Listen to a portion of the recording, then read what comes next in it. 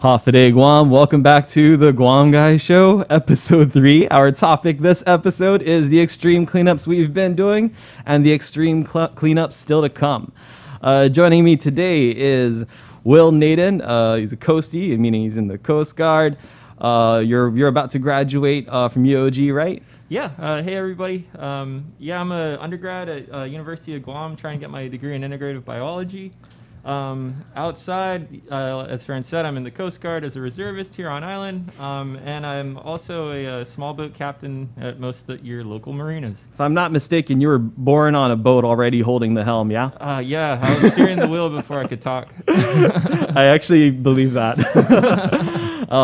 Returning to the show, Mike Kittigo, a very good friend, free runner, cyberlord over at Bella Wings Aviation, our topic from last episode. If you haven't seen, definitely check it out.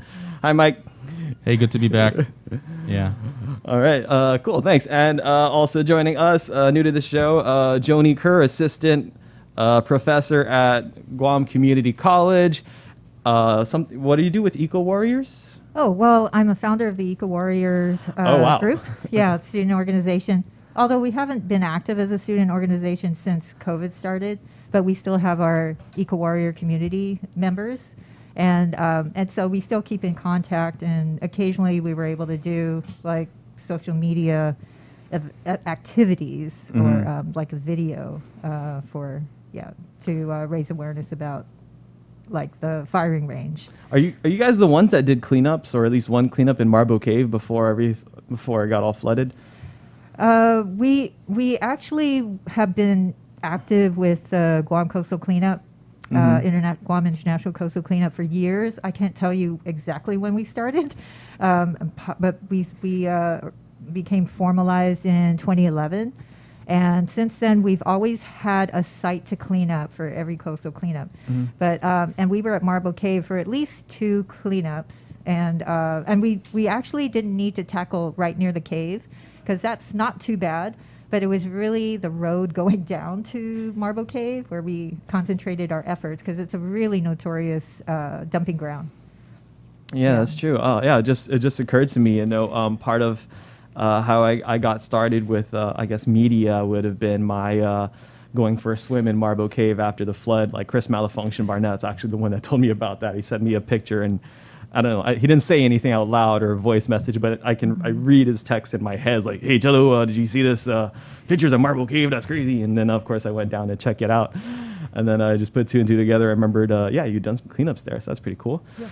Also, treasurer for a new nonprofit called Tano, Tassies, and Toru. Is that correct? And so maybe we'll talk about that a little bit, but get excited, you guys. It's a pretty cool nonprofit I'll be collaborating with on some interesting things to come up. So cool. So where do we really get started with this? I guess a good place to start would be Oka Point. That was one of the first cleanups we did, I guess, as an informal group. We're very much an informal group. We're just a group of friends that just kind of do our thing.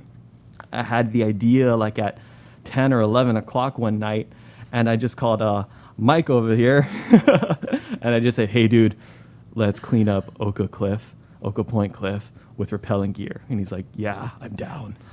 Do you remember receiving that call? Yeah, I just thought, hey, it's a crazy idea. Not crazy for us, but it's doable. So yeah, why not? I've always been there and saw the trash and disappointed. So I'm like, yeah, we should clean it. It's a great idea. All right. Pretty epic. Beautiful. Yo. I like that you said 11 o'clock at night. I feel like some of the grand ideas for going out and doing something extreme happen at 11 o'clock when you're just kind of like sitting there in your living room bored. It's like, I want to do something really interesting.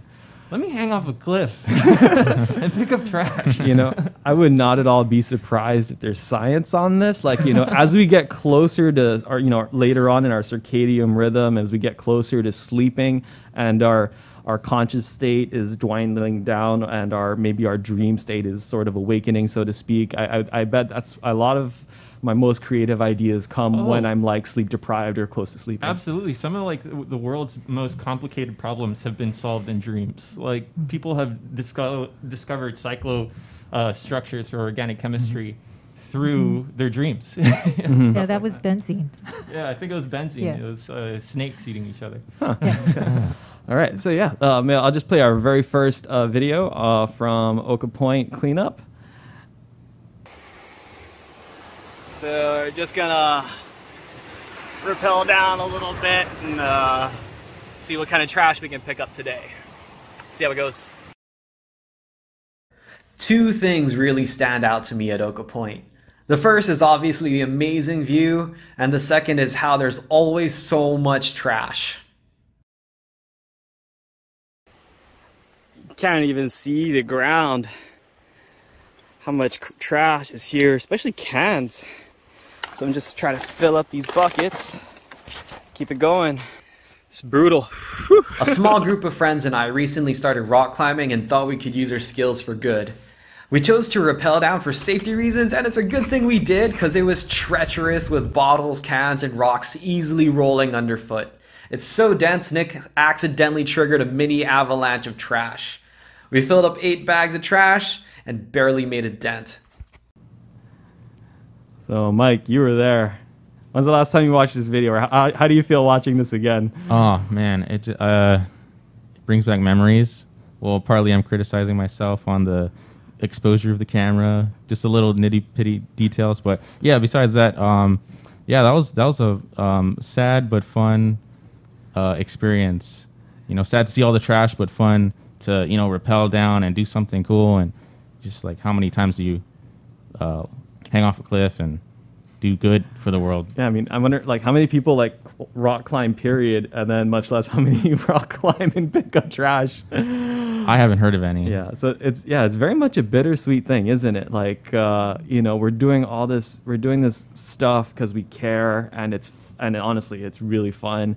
But also it's unfortunate we have to do it at all. It'd be better if we didn't have to do anything. So hopefully one day we get this clean and then we don't have to do it anymore, or don't have to do it so often. Mm-hmm. I do have to acknowledge though the people who do these cleanups with us and couldn't join us because there's only so many people you can have on the show, right? And I'll just call them out right now. Alex Chan, who is a high school teacher at Tidzen. Kate Hayes, who's also in the Coast Guard, one of our safety people because she's an experienced climber. She had ropes when we first started out and gear and got us all started. Nick Oceanique, oh man, I'm sorry, Nick, I don't know how to pronounce your last name. Works for immigration, actually, if I recall correctly. USCIS is the full acronym.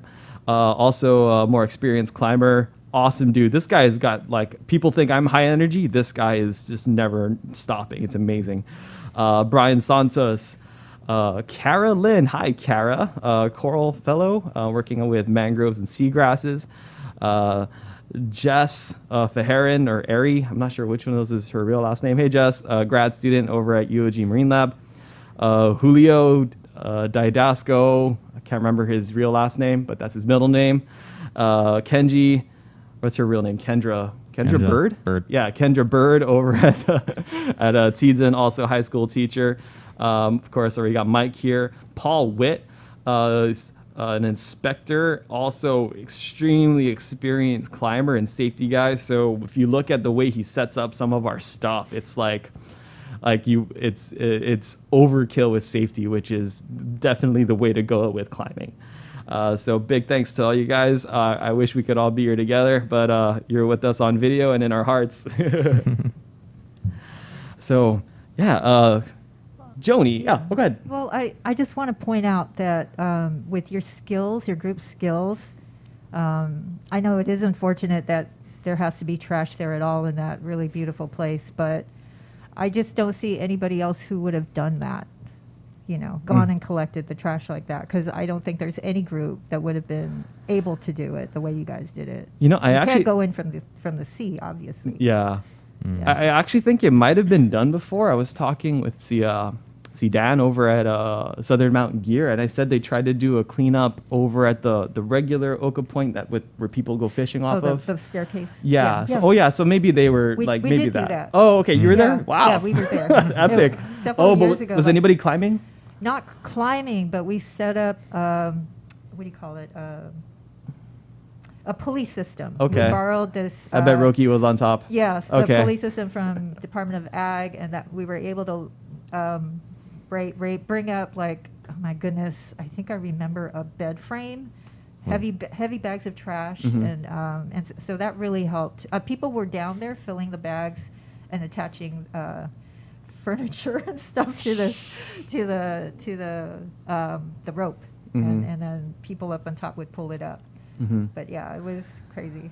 Okay. Yeah. Well, on the note of people with skills, we'll talk about a little bit more about that toward the end of the show. So I'm happy we'll say that. But yeah, sticking with you here, our last escapade together, we did you had called me and because you had said you found a ghost net over outside Hilaan or outside of Lost Pond. You wanna recap what that call was about or what that call was like? Sure, I think if I can remember. But okay, so it started last year.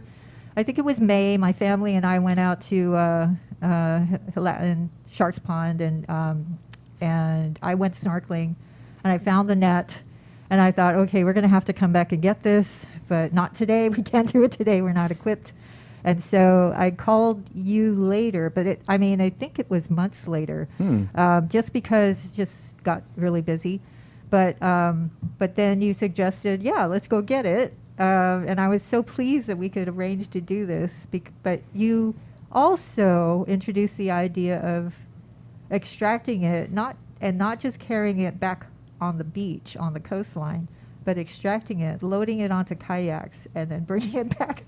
And that I thought was interesting, and it actually turned out to be a lot of fun.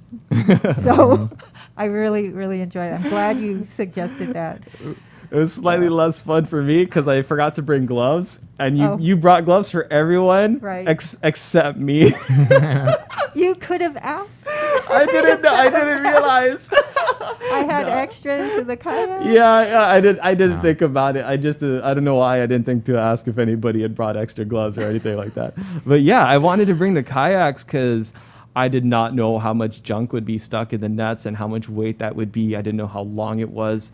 So like how we're going to manage, are we going to carry that back on our backs? So I thought the kayaks would have been just a good safety measure to have, or even just a practical approach to bring it back. If you recall, I got video of that, and I'll just pull that up right in a second. Arriving at Shark's Hole or Hilaan. Our mission today is to remove a ghost net.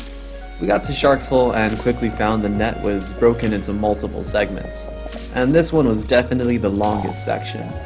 The water was clear enough and the net was so gunked up you could easily see the segment from above. Now here's the problem. We have all this beautiful coral like this one with a puffer hanging out inside of it, and right next to it we have this net stuck on live coral. Sadly, most of the ones we found stuck in the net were dead. Some of it was still white, which shows the death was recent, and some coral was actually still alive and just barely hanging on. In any case, we took our time with the tedious work of removing all the live and dead coral. It was slow going, but we did the best we could. The net had obviously been out for a while and had plenty of time to get fouled up. Sad to say, this is at least the third net I've helped pull off the reef just this year. Yeah. Will, growing up in the water, how does that make you feel? It's really awesome seeing these projects go down, and it's not just snorkeling, right? It's not just freediving. It's like freediving with a true purpose, and there's something that's really fulfilling about that, especially when it comes to something that you care about, like the ocean, something you really love.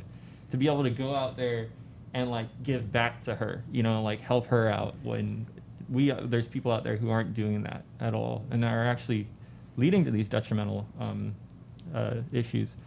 Teching that's a sore issue for me because yes, it's a very common practice and it's very easy to harvest from a tekin, but if you're not responsible for it, you end up with situations like that where maybe the guy had a couple ends of the tekin fouled and he just said, oh, never mind, I'm just going to leave it there, without any consideration of what the causes of destruction would be afterwards, and for somebody else to find that, I only wish that the guy who owned that tekin could see the problem that he created, and maybe it could just be an education thing, but hopefully that kind of would open up his eyes and like highlight like, hey, just because you left it there doesn't mean it just disappears from your eyes. It's going to be there for all of us to see.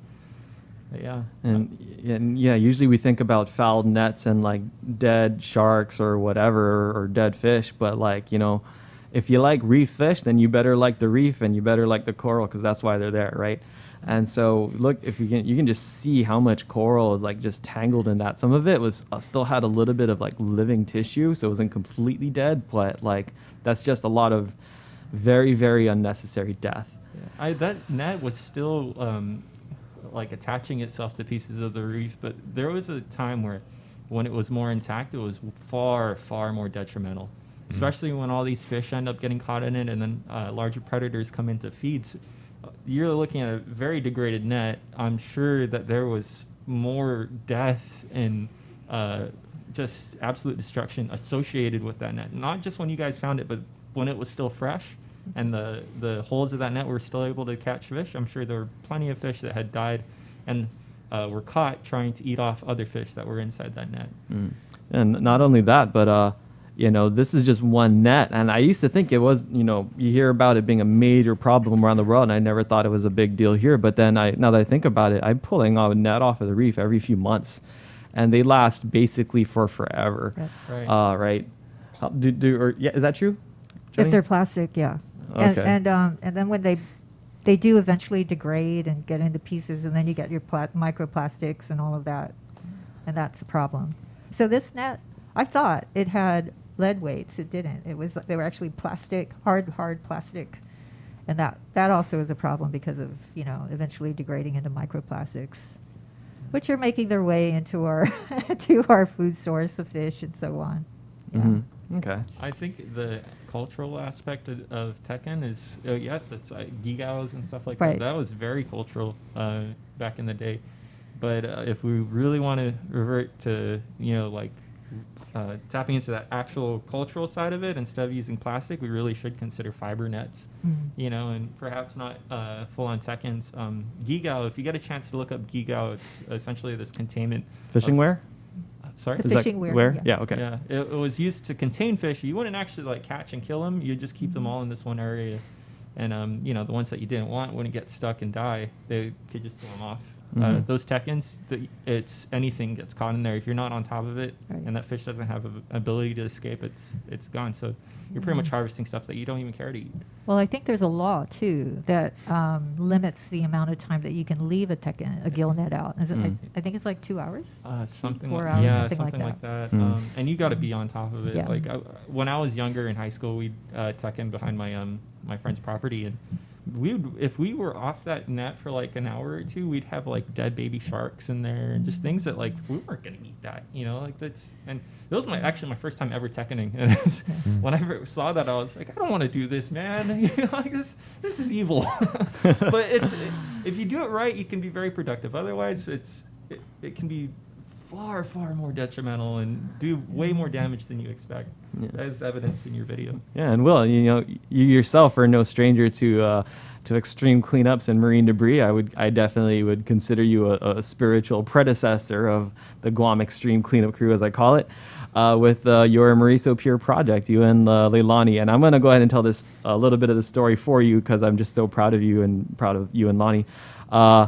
I just got a random call out of the day. Me and Will are still the types of people that just like to call people, like no like warning text or anything. We'll just call each other.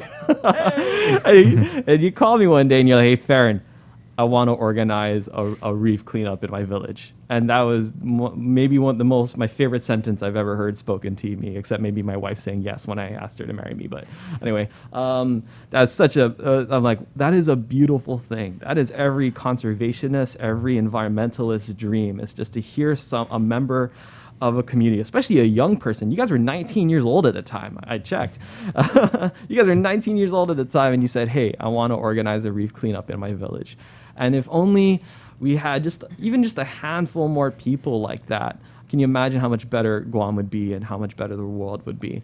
of a place and in terms of litter. So, what was the inspiration for that? I think it's fairly obvious, but what was going on through your heart? What were you feeling when you were like when this idea was flowing? I'll just give you a little bit of background.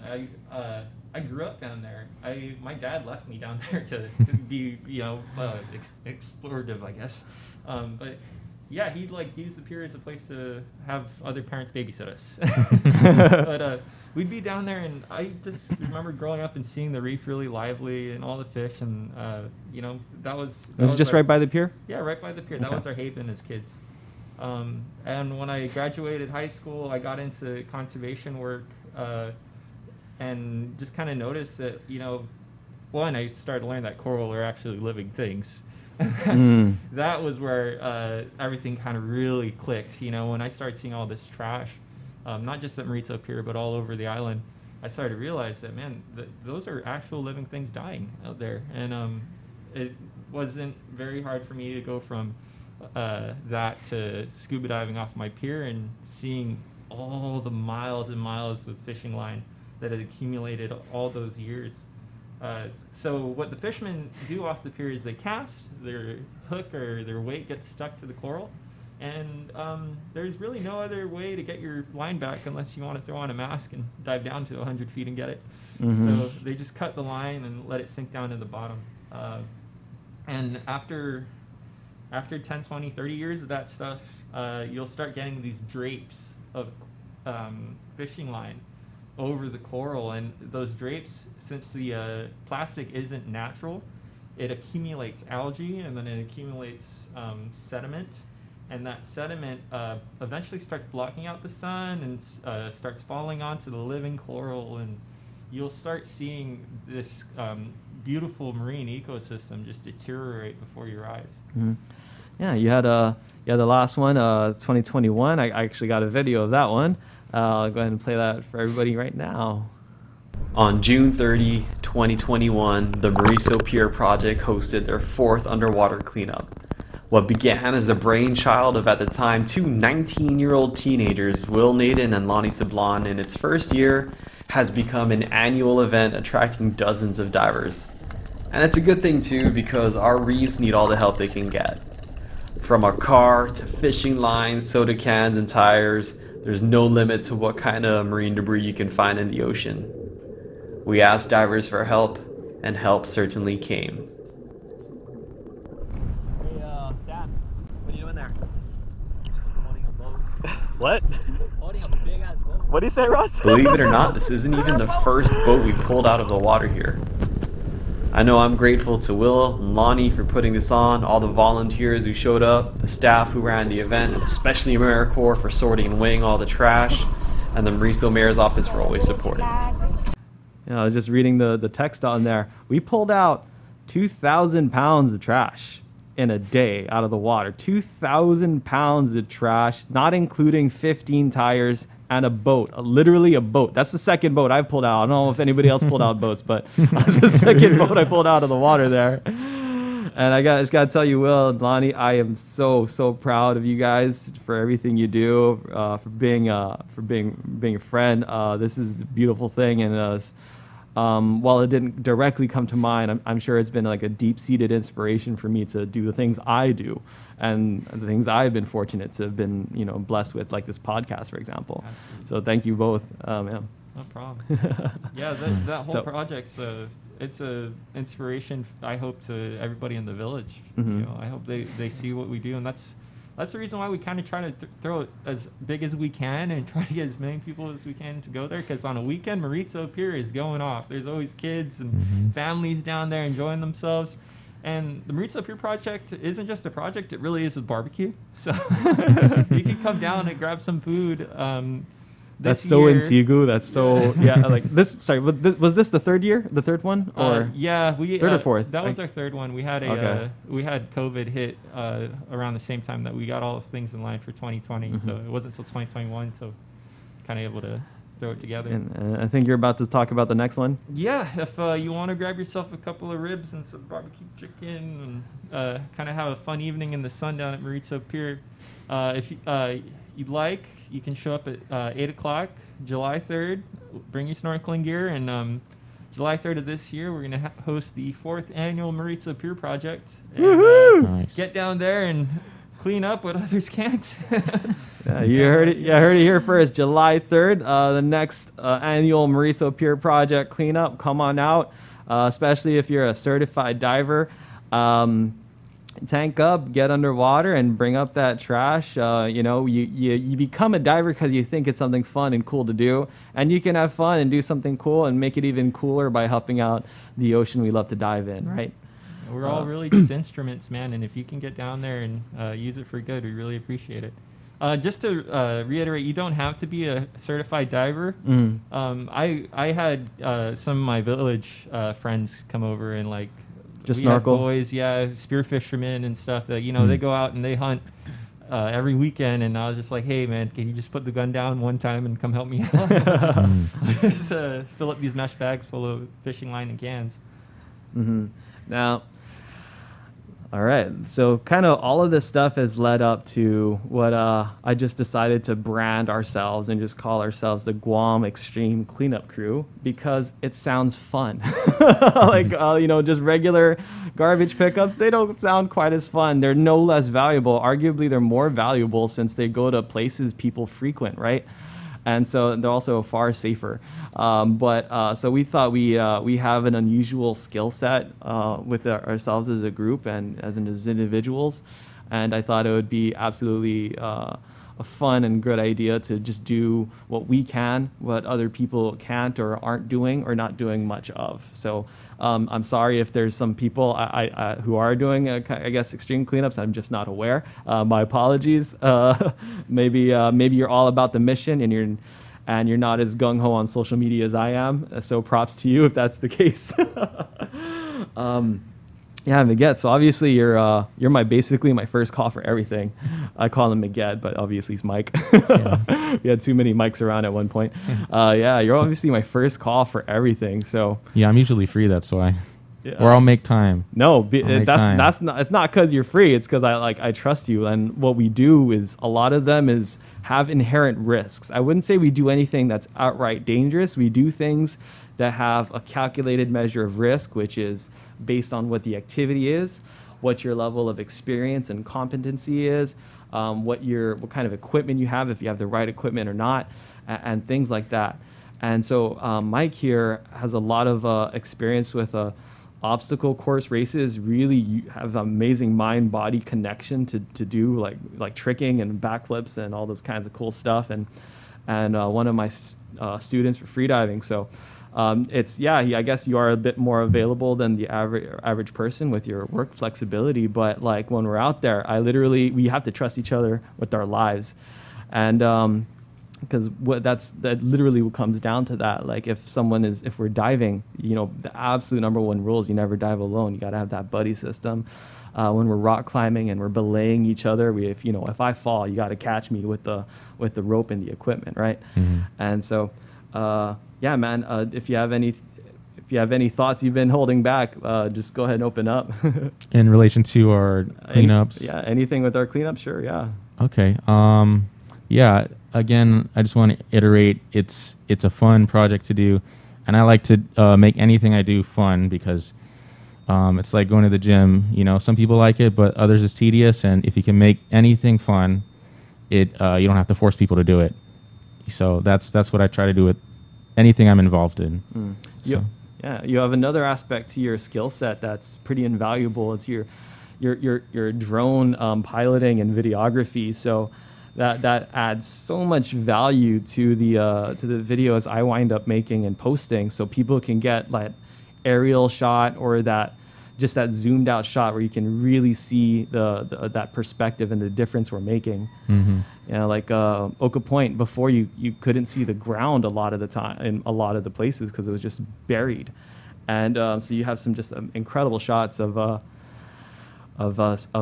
doing the cleanups, and you can see this before and after kind of thing happening with our cleanups. Mm-hmm.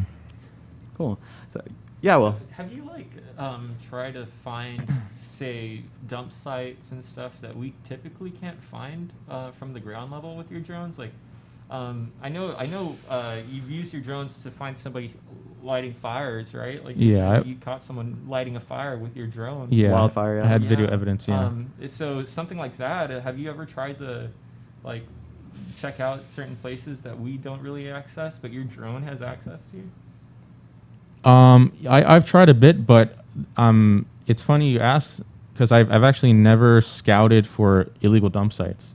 That's a great. But that would be very invaluable tool to use, and yeah, data, for sure. I've never thought of it. Yeah. There's just it just seems there's like limitless applications for drones. It's, sure. It's after our last episode, it really just kind of opened my Yeah. mind. Speaking of applications, I have like this small idea of picking up trash with a drone, either with a big drone to carry, your mesh bags full from however far away. Oh, that'd be so back nice. and forth. Yes, that's very possible. We can definitely do that. And then even individual pilots picking up trash locally, within a park or far away, that you can just go there with a hook, grab it, bring it back, with staying in one spot. So you can have multiple pilots doing that. That'd be a cool like drone competition. Bring out the drone community. Yeah. I was thinking that during this whole podcast. I'm like, yeah, that'll be fun. That would be fun. That would be really fun to see. Just for sure. Just flying around and just this trash getting picked up. That'd be really cool. Exactly. Going back to your guy that was starting the fire. Yeah.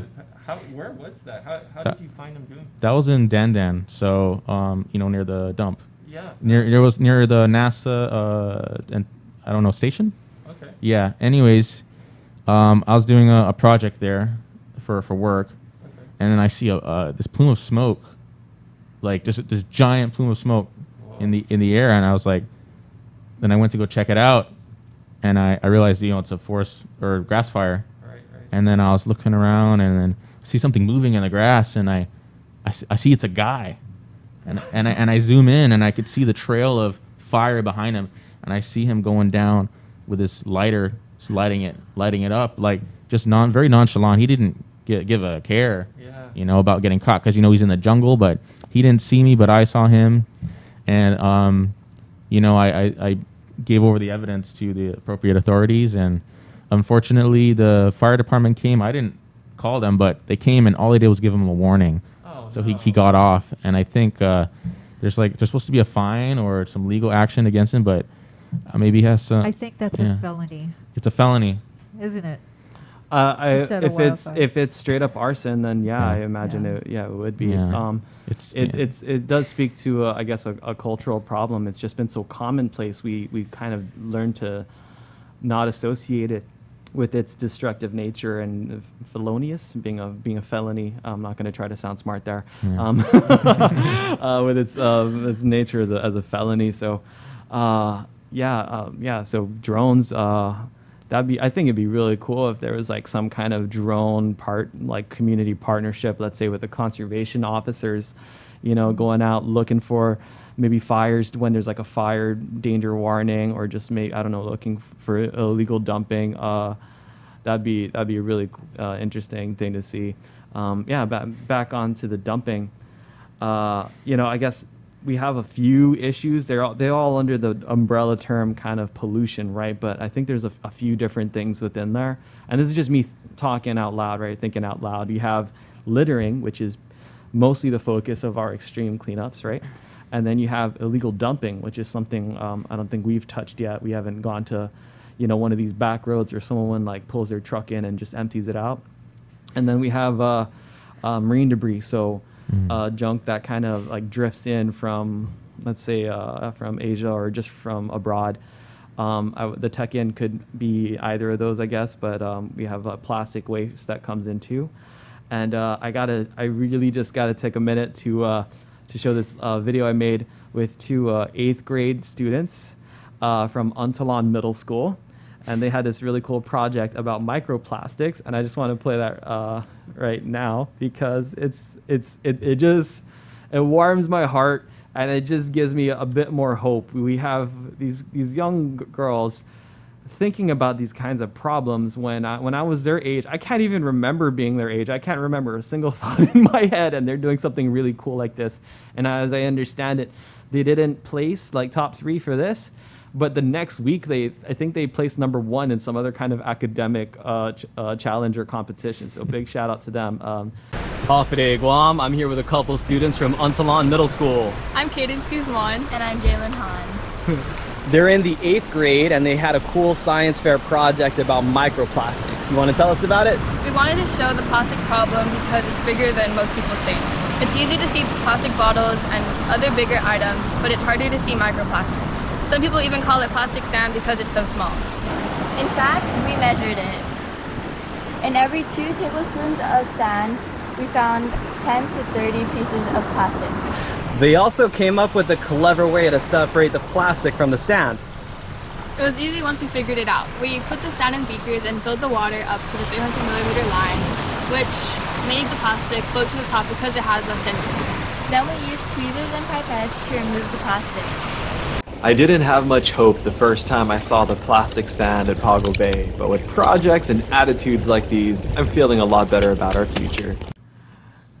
Jody, you're just lighting up right now. Have you seen this yet? No. No? Isn't First that time I've amazing seen though? it. Like I how love they it. figured out a way to measure sand. I'm sorry, measure plastic sand in the regular To separate sand. out, yeah. Yeah, and then they density, also figured a way to separate it. So I'm all inspired by this. I'm like, oh man, like what kind of mesh device or contraption can I make to get out there and Well, maybe see food? exactly, yeah. But you've done this before, haven't you? I've done Right there in Pago Bay? Well, the mesh, we use mesh. Mel Bloss was telling me, I think. Yeah, different mesh types to pull out different sizes of microplastics. Mm-hmm.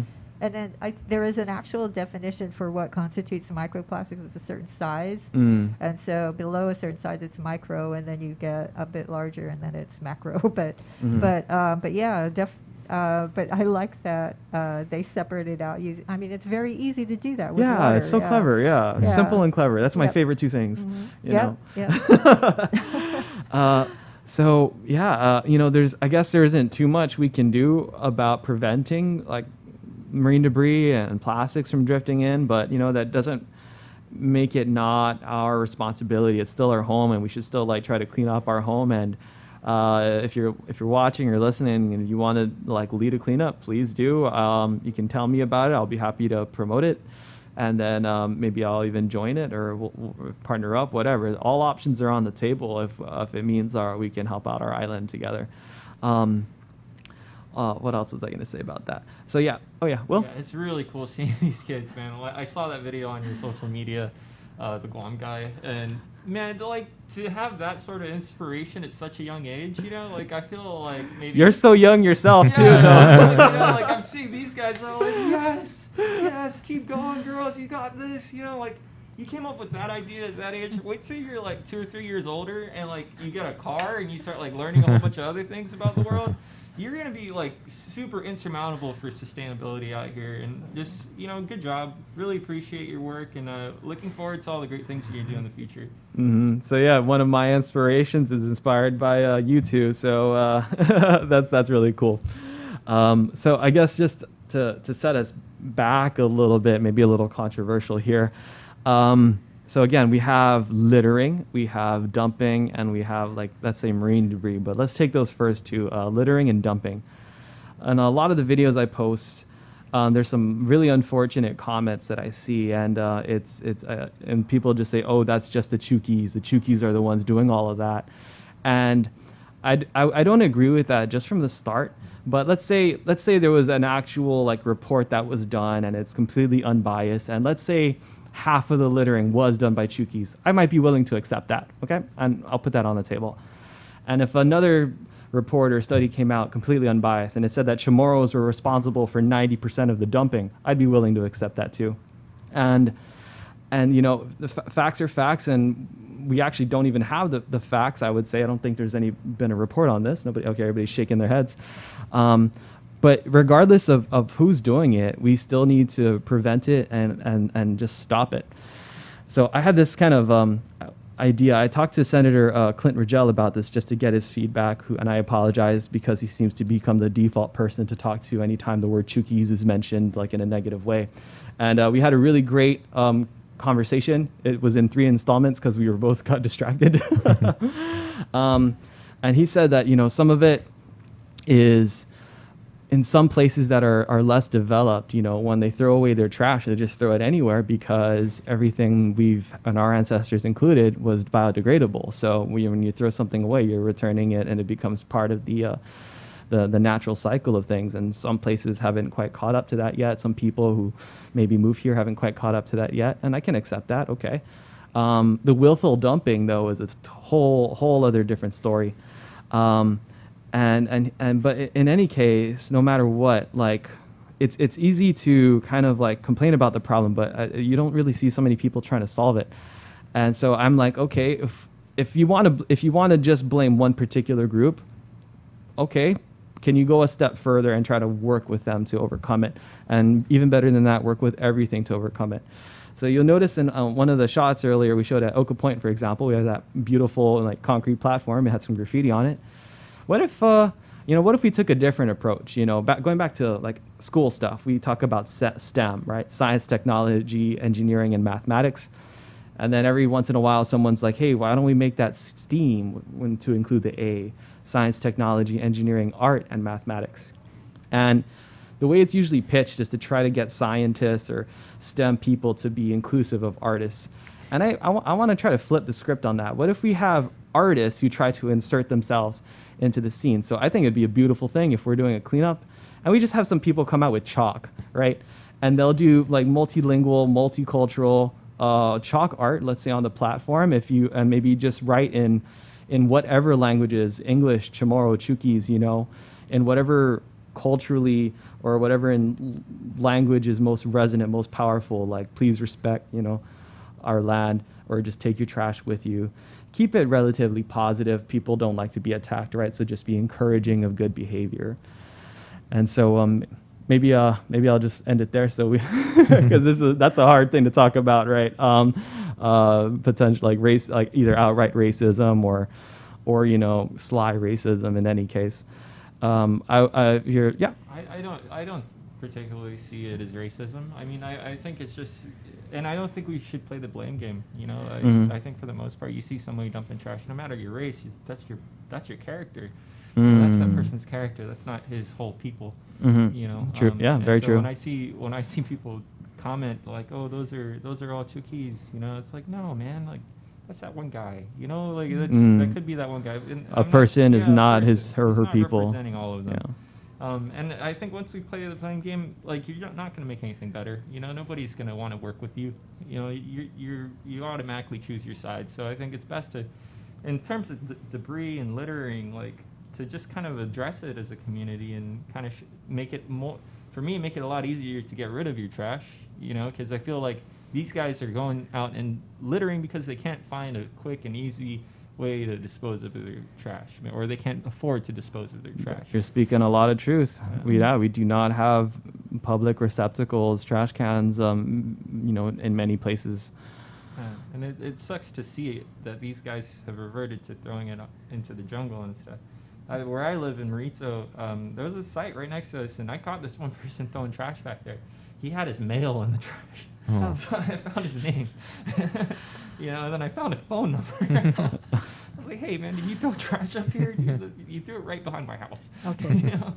And I got to, like, talking to the guy. And I was like, hey, man, I'm not trying to, like, get on you about this. I just would really prefer if you'd come up here and, you know, take it. Please dispose of it properly. Before you call EPA. Yeah, or the law. You know? Come on. Mm-hmm.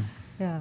EPA does have a program of if the identity of the person can be determined from going through the trash, they will follow up on that, or they're supposed to be following up on that, and levy a fine or whatever. But I think, if I'm not mistaken, there might be something else coming down the chute with dumping, as far as dumping is concerned. I haven't heard yet. Yeah, possibly more punitive measures. But Will did bring up something that there are people who can't afford the $31 or something like that that is needed for trash pickup, or they can't. It could be laziness, or in one instance, it was a person who was hired to remove trash and other solid waste from someone else moving out, And that was dumped, unfortunately, at Mosso Reservoir, in the hole there at Mosso Reservoir. And so we found it. There was all kinds of ID in there. The owner, the original owner of the trash, was contacted, and he said he didn't have any other contact for this guy. He didn't even get a receipt from the guy. So he just hired somebody who was, you know, kind of fly by night or something like that. But so there are those, you know, weird things going on as well. People who, you know, scam, keep the money, and then dump the trash elsewhere. It's a lucrative industry. You know, this is a really deep rabbit hole talking about trash. Because one, we as a society, as a people, create way more trash than we should. You know, I mean, we're an import island. Right. So we're constantly bringing in things from these corporations. One, the corporations tell us that recycling is our problem, right? Where it really isn't. Like, this sort of thing shouldn't be left to the little guy, when the corporations are the ones that are actually providing us with all this plastic, right? Like, if we can convince somebody up in the higher ups, way up there, to, you know, can we please revert to more biodegradable uses of these products, you know? And I mean, furniture, I don't understand. Why would you want to throw away a couch in the jungle? That doesn't make sense to me. But, I've got two near my house. Yeah, you know, but like plastic bottles and stuff. Yes, recycling should be more like on people's minds, but for the most part, like, it's just scratching the surface. That those 2 plastic bottles you pick up, there's a warehouse filled with thousands of those that are right about to go back out onto the market. You know, and once it's back out on the market, there's no guarantee that that's going to make it to the trash can. So that marketplace is pretty much saying that, hey, we don't care how much we're going to put into your hands. That's your problem. You know, you got to figure out how to get rid of all that trash. Yeah, you can argue that, like, any which way. I guess it just depends on, like, fundamentally on your values. So you could say, like, no, their job is to produce the product. They produce the product. Their job is done. And I could totally see that argument, but I want to think a little bit bigger than that. Like, yeah, we produce a product, but we also want to produce a product that has, like, little to no impact, or maybe improve our world that we operate in, that we depend on, right? And so I think it's a real not strong argument, let's say, to say that manufacturers, companies, whoever put out these products have no responsibility. Maybe they do, maybe they don't. But in any case, why would you want to support that? You know, like, or more better, let's say, why wouldn't you support if they wanted to do a better job? And in a lot of ways, like what you're saying, this trash, it's branded. Like, that trash that you find has a brand on it. You know, like, you can trace that can all the way back to where it came from. And the thing is we don't hold the person's name on that can responsible, which is Bud Light, or, you know, or, you know, I'm not going to throw out any specific commercial industries out there, but yeah, it's not like that can says Farron on it, you know, or it says William. It really goes back to this deep rabbit hole that we can go down about corporations and their issuance of trash to the general public. I think it goes both ways too. I mean, if people just realize, you know, we're not getting our plastics recycled anymore. China's not accepting it, hasn't been accepting it for at least the last 3 years. And so that plastic bottle that you buy at the store, it has to go into the trash, or else you know, you just can't bring it back anymore. So, you know, behavior-wise, people can actually try to curb their behavior and just not buy those things. I know it kind of might be a weird change. You know, people like King Car or something like that. Especially when you have a fiesta culture, you know. It's yeah. Like, hey, boy, give me that Coke. Yeah, but I mean, yeah, if you can just think about Coke, you got a problem. Yeah, you know, it starts with reducing too. You know, I'm hopeful. You know, the world is changing. It's always changing, right? And it's changing slowly. I was talking to you know, Senator Clint Rogel about this too. About part of the problem is of all the trash we've been picking up, since we do such hard to do things in difficult places to reach. Some of that trash we pick up predates any kind of going green movement or even recycling itself. So maybe we're playing catch up with time with some of our locations, and once we reach a critical mass or lack of it, then it'll be, more almost self-sustaining with how clean they're staying. All right, we're gonna have to wrap this up pretty soon, but I can't wrap it up without shouting out some places. So first of all the cleanup groups and anyone who's ever really made a difference, I can't possibly name them all, but International Coastal Cleanup, for example, that churns out thousands of volunteers in a single day at a time, is just mind-blowing that people come out for that, and it's an absolutely beautiful thing. Wish it all my love and support. I'll be out there, of course. Your own group, Eco Warriors. I didn't know you founded that, or was a founder. So that's really cool. Eco Warriors at way back in 2011, we officially became a student org, and before that we were GCC Green. What's the UOG counterpart, or back that Green Army. Green Army, UOG Green Army. Thank you. Love Guam. I'm not actually sure who they are, but I see their posts and I love them anyway, and I love them loving Guam.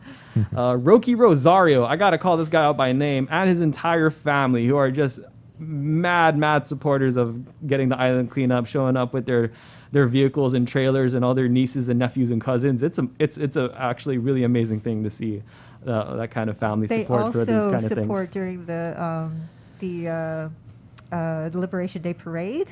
I hear we're going to have another one this year, possibly. It hasn't come on my radar yet, but I believe it. Yeah, so every Liberation Day parade for, I don't know, at least since 2013 or 12 even, the Rosario family has been out there, along with Miss Peggy Denny. You gotta remember Peggy. Oh yeah, of course, Peggy. Yes, and the Rosario family is just amazing. And of course, the shoeless living legend herself, Linda Tatro. Yes, and Marine Mania. And Marine Mania too. Yeah, so just some absolutely incredible people out there, and groups doing these cleanups. And on that note, we have some more cleanups planned, and you'll notice we don't really do invites because small groups are really best for the kind of stuff that we do, and we're still kind of learning the ropes, so to speak, with some of the stuff we do and how we go about operating. But we've gotten pretty good at a lot of these things, so I'm very, very happy to announce we're going to be doing some partnerships. So I spoke with Kevin Nace at the Guam Overhang Club, and he's agreed to come on and provide the technical support and maybe rent out his equipment for some more cliff and cave cleanups. Riso Pure project was it July 3rd, you said? July 3rd. We will be kicking off at 0800 in the morning, and I really hope to see you guys there. All right. Reed Tapasnia, another guy I got to call out by name. I only met the guy once, but he's really cool, and I see his videos, always out there on the trail. So be working with him and the Guam Boonie Stompers and the Hashers on doing some awesome cleanups that you guys will definitely be invited out to. Any final words, parting words for the crowd, you guys? I just want to say thank you for the opportunity, Farron, to come down here and kind of. Okay, let's stop. No thanks. Anything else? Well, I would like to mention something about dumping, because I think people also may not be aware of where they could take their stuff. Okay. So things like white goods, you could take those to Global Recycling, and they will take it for free. Oh. They might charge you a bit of a fee for getting rid of the coolant that's in the refrigerators or something like that. But holy cow, I'm seeing washers and stoves and things like that. So people need to be aware of where they can bring their things. Couches, take it to the transfer station. We should have thought of this, talked about this sooner. Yeah, definitely. Yeah, okay, cool. So things like that. All right. Yeah, Magat. Yeah, just like how you were explaining, it's good to attack it at the source. Right. It's great that we're doing all these cleanups, but it's important to have prevention. Right. And of course that involves education and having resources for people to send their trash so we don't have all these problems. Okay. Yeah. All right.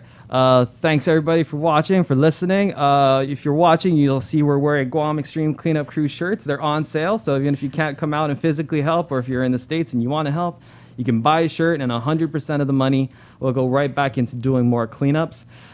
You can buy shirts from 4 locations on island, which is just crazy. We have Southern Mountain Gear, who I'm repping today. We have Mac Tech over in Akantamal and Tumon. We have GMI Scuba Wholesale in East Agania, right across from Crust / East Agania Shell gas station. and then the local shop in Agani Shopping Center with Tony Siama out there. So big thanks to everybody who's supported, who's bought shirts so far. The first couple $100 we've made bought some helmets. So yeah, you can see how the capacity we're still trying to build in our building. And I'm going to leave you now with a video with the designer of the logo, Christian, or AKA Saving Serena on video, who created this beautiful logo for us. So thank you, my guests, for joining me, and thank you, listeners and watchers, for tuning in. Actually, before we get to the designer of the logo, I gotta talk about the printer of the shirts and all the stores selling them. These cleanups are a truly grassroots efforts, and I'm amazed at the level of support and responses we've been getting. Said over at Digital Labs was an absolute pleasure to work with as we ironed out the details with the printing of the shirts. They were quick to communicate every step of the way, and I never felt left in the dark. Not only that, but they were kind enough to offer their support to our efforts by providing a reduced price so that your purchase of a shirt is even more effective toward cleaning up Guam. You can find them on Instagram at digitallabs671 or visit their website www.digitallabsguam.com. Seriously, if you're in the need of some shirt printing or whatever else, just go scroll through their feed and see the quality they put out. They do a lot of uniforms, and you know it takes a lot of trust and a quality product for so many sports teams and groups to go to them for their uniforms. The Guam Extreme Cleanup Crew shirts are available at MacTech in Akanta Mall, GMI Scuba Wholesale in East Agania, and the local shop in Agani Shopping Center. Southern Mountain Gear also have been incredible partners who have printed their own run of the shirts. More on them in a future episode of The Guam Guy Show. And I can't just tell you how happy and proud I am of our community coming together to support each other like this. And now, back to the logo designer. Okay, Hot Day Guam. I'm here with Christian, aka Icky, aka Saving Serena on Instagram, whom I've been a follow of for years. And we're here in Siga, the home of my favorite cookie in the world, no joke. And I just found out that they also have lactose-free, milk-free ice cream, so I'm definitely going to try that after this. Thank you for hosting us in Siga.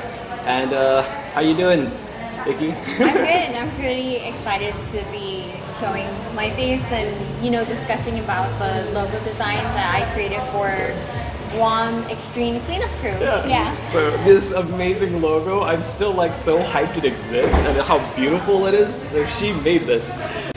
So the idea behind the GECC logo? Or GEC logo, yeah. The GEC, okay. Yeah, say GEC, yeah. The GEC logo was originally like a 4-panel. It was supposed to be square, and if you put a little bit of wordplay into it, it's a big X, right, for extreme.